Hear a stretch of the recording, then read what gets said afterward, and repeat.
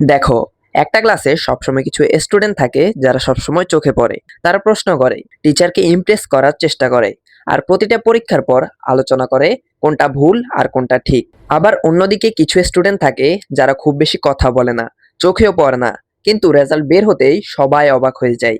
মাথায় তখন একটাই প্রশ্ন, এরা তো ক্লাসে খুব একটা আসে না, তাও কিভাবে টপ করলো? এমন স্টুডেন্টসদের কমিউনিকেশন স্কিল, শরীরের ফিটনেস আর পুরো প্রেজেন্টেশন সবকিছুই আলাদা হয়। তুমি নিজেও হয়তো ভাবো, আমিও তো পড়ি, আমিও তো সিরিয়াস, অনেক সময় হয়তো তাদের থেকে বেশি পরিশ্রম করি, তবুও আমি পিছিয়ে থাকি কেন? অনেক সময় তো মনে হয় হয়তো আমার ভাগ্যটাই খারাপ, কিন্তু আসল সত্যি হলো তোমার ভাগ্য খারাপ না, তোমার সিস্টেম দুর্বল। যে স্টুডেন্টরা পারফেক্ট হয় তাদের কোনো ম্যাজিক্যাল ট্যালেন্ট থাকে না, তাদের একটা সিস্টেম থাকে, ব্রেইনের, রুটিনের, মাইন্ডসেটের আর তাদের প্রেজেন্সের। এই ভিডিওতে আমি তোমাকে 5টা স্টেপসের কথা বলবো যা তোমাকে পারফেক্ট স্টুডেন্টে পরিণত করতে পারে। এখানে কোনো বোরিং টিপস বা ফেক মোটিভেশন নেই। প্রতিটা চ্যাপ্টার তোমার জন্য ভীষণ গুরুত্বপূর্ণ, কিন্তু লাস্ট চ্যাপ্টার সবচেয়ে ডেডলি, আয়নোকোজি মাইন্ডসেট। এটাই তোমাকে বানাবে নিঃশব্দে পারফেক্ট আর ইন্টেলিজেন্ট স্টুডেন্ট। আয়নোকোজির মতো, যে বেশি দেখায় না কিন্তু কাজ বেশি করে, যার মাথায় কি চলছে কেউ আন্দাজও করতে পারে না। তাই ভিডিওটা স্কিপ করো না, শেষ পর্যন্ত দেখলে তুমি গড়পড়তা থেকে উঠে দাঁড়িয়ে এমন স্টুডেন্ট হতে পারবে যাকে সবাই রেসপেক্ট করবে, আর সবসময় সে টপ 1%-এ থাকবে। Chapter 1, class topper psychology. ভাবো টপ 1%-এর মতো।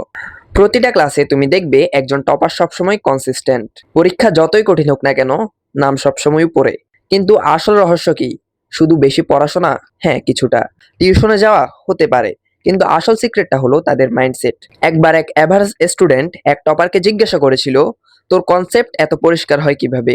আমিও তো তোর মতো ক্লাস করি, তোর মতোই পড়ি, তবুও আমার অর্ধেকও মনে থাকে না, তোর সব থাকে। টপার সোজা উত্তর দিয়েছিল, তুই পড়িস টেনশন নিয়ে, আর আমি পড়ি দিমাগ দিয়ে। এই হলো আসল পার্থক্য। টপারেরা পড়াশোনায় ক্যালকুলেট করে স্ট্র্যাটেজি বানায়। তারা পরীক্ষার প্রশ্নপত্র কল্পনা করে, কোন লাইন লিখলে ইমপ্রেস হবে, কোনটা ইম্পর্টেন্ট, কোনটা স্কিপ করা যায়। অর্থাৎ তারা মুখস্থ করে না, বিশ্লেষণ করে। এই টেকনিককেই বলে অ্যাক্টিভ রিকল। আর সবচেয়ে বড় জিনিস, টপারেরা প্যানিক করে না। সিলেবাস অসম্পূর্ণ হলেও তারা ফোকাস করে যেটুকু পড়েছে সেটা আরো পারফেক্ট করার উপর। চ্যাপ্টার 2, ডিসিপ্লিন মাস্টারি, মোটিভেশন ছাড়াই। ভাবো তুমি ঠিক করলে এবার থেকে সিরিয়াস হব, ডিসিপ্লিনড হব, কিন্তু সমস্যা হলো মুড। মনে হয় পড়তে ইচ্ছে করছে না, সোশ্যাল মিডিয়ায় টাইম নষ্ট হয়ে গেল, বা ভাবলে কাল থেকে শুরু করব, কিন্তু সেই কাল আর আসে না। এখানেই আসল সত্যি, মোটিভেশন মিথ্যে বলে। যখন মোটিভেটেড থাকো তখন সব কাজ সহজ মনে হয়, কিন্তু মোটিভেশন চলে গেলে তোমার সিস্টেম ভেঙে পড়ে। কিন্তু ডিসিপ্লিন মুডের থেকেও বড়। রুটিন বলে, মন থাকুক না থাকুক, আজ অন্তত ছোট্ট একটা জয় নাও, একটা পেজ পড়ো, একটা ফর্মুলা রিভাইজ করো, কিন্তু শুরু করো। এভাবে রুটিন মোমেন্টাম তৈরি করে, আর মোমেন্টাম মোটিভেশনের থেকেও শক্তিশালী। চ্যাপ্টার 3, ফিটনেস, মস্তিষ্কের রিসেট বাটন। বেশিরভাগ স্টুডেন্ট ভাবে পড়াশোনা মানেই শুধু বই, কিন্তু সায়েন্স প্রমাণ করেছে 20 মিনিট ব্যায়াম সমান ভালো মেমোরি। হাঁটলে ক্রিয়েটিভ থিঙ্কিং বাড়ে। একজন স্টুডেন্ট 6 ঘন্টা পড়তো, তবু মনে থাকতো না।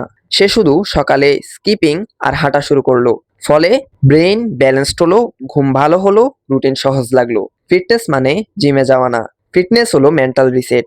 স্কিপিং, দৌড়, হালকা যোগ ব্যায়াম, সন্ধ্যায় মোবাইল ছাড়া হাঁটা, এগুলোই তোমাকে ধারালো রাখবে। Chapter 4, confidence building, voice, eye contact, presence. শুধু পড়াশোনায় ভালো হওয়া যথেষ্ট না, মানুষ তোমাকে রেসপেক্ট করবে যখন তুমি আত্মবিশ্বাসের সঙ্গে নিজেকে প্রকাশ করবে। কনফিডেন্স 3টা জিনিসে গড়ে ওঠে। 1, ভয়েস কন্ট্রোল, জোরে পরিষ্কারভাবে বলো। 2, আই কন্টাক্ট, চোখে চোখ রেখে কথা বলো। 3, বডি পশ্চার, সোজা হয়ে দাঁড়াও, রিল্যাক্স থাকো। ক্লাসে একবার হাত তুলে প্রশ্ন করো, আয়নার সামনে প্রতিদিন নিজেকে 2 মিনিট বলো, প্রতিবার কনফিডেন্স একটু একটু করে বাড়বে। চ্যাপ্টার 5, আয়নোকোজি ফর্মুলা, নিঃশব্দ শক্তি।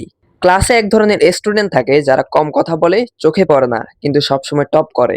তারা শুধু অবজার্ভ করে, বোঝে আর সঠিক সময়ে আঘাত হানে।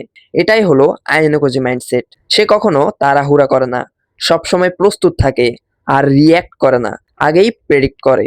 এই মাইন্ডসেট তৈরি করলে তুমি অদৃশ্য থেকেও গেম কন্ট্রোল করতে পারবে, কারণ লোকজন সবসময় তোমাকে অবমূল্যায়ন করবে, আর তুমি সুযোগ মতো তাদের ভুল প্রমাণ করতে পারবে।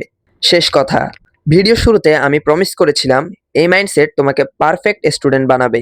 এখন তোমার পালা, আয়নোকোজি মোড অ্যাক্টিভ করো, নিঃশব্দের থেকেও শক্তিশালী হও, কারণ এই দুনিয়া মনে রাখে তাদেরকে যারা বেশি বলে না কিন্তু বেশি করে দেখায়।